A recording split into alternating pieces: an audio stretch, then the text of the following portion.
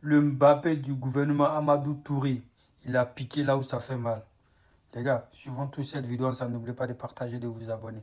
Allez, on suit ensemble. L'impression quand tu écoutes ces opposants, tu as l'impression que la Côte d'Ivoire a été créée sur Papa Ado. Mais il va les mettre à leur place. On écoute.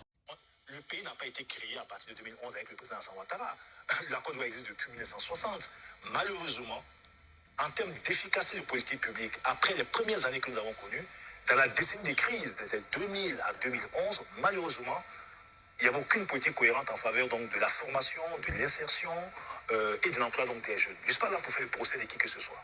C'est seulement après avoir retrouvé la stabilité que le gouvernement a commencé à concevoir des plans, des stratégies en faveur donc, de cette insertion. Okay. Donc je comprends qu'il y ait des jeunes encore qui soient sceptiques, mais je veux engager la responsabilité des partis politiques, comme j'ai une politique en face de moi. Dire que, indépendant de nos divergences, les questions d'insertion des jeunes doivent faire l'objet d'un consensus national. Oui, d'accord. Après, on peut débattre sur les approches, sur les solutions. Mais je trouve que c'est criminel que des partis politiques aient des discours discordants juste pour créer le doute dans l'esprit de ces jeunes. Dire à des jeunes non, n'y allez pas, c'est une affaire des RHDP ou c'est une affaire d'une certaine ethnie. On fait des contre-campagnes pour empêcher des jeunes donc de bénéficier d'une opportunité.